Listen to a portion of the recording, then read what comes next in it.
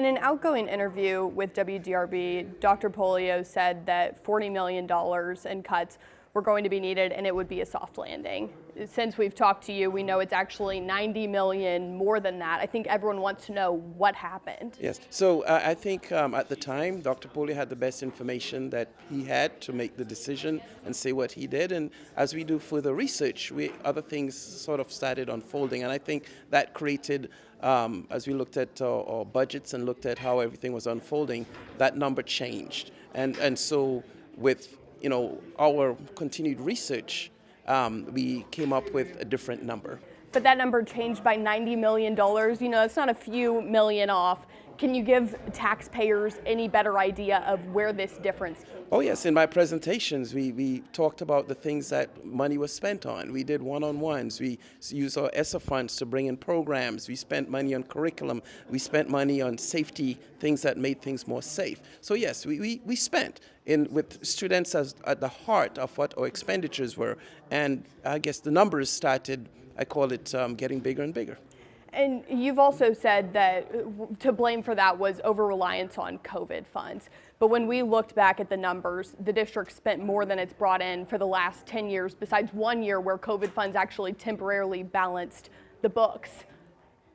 Are COVID funds really to blame, or is there a deeper issue? No, part of this was COVID funds. We definitely received COVID funds, and we overspent, and we did not, take into account these funds will end and what happens when the funds end, because we were so excited about what we were doing for our students. But now we have audits, and we are moving towards making sure that we take care of this deficit once and for all, so moving forward we don't have a budget deficit in place. The district didn't take into account that the COVID money would end? I'm sure they did, but again, it wasn't about the COVID money. It was about the programs and the people that were doing such a fantastic job in our district. And I think everyone was just excited about what they had seen and, didn't want it to end. It's like having that great time or things that's happening so well for students, and really and truly, you don't want that to ever possibly end.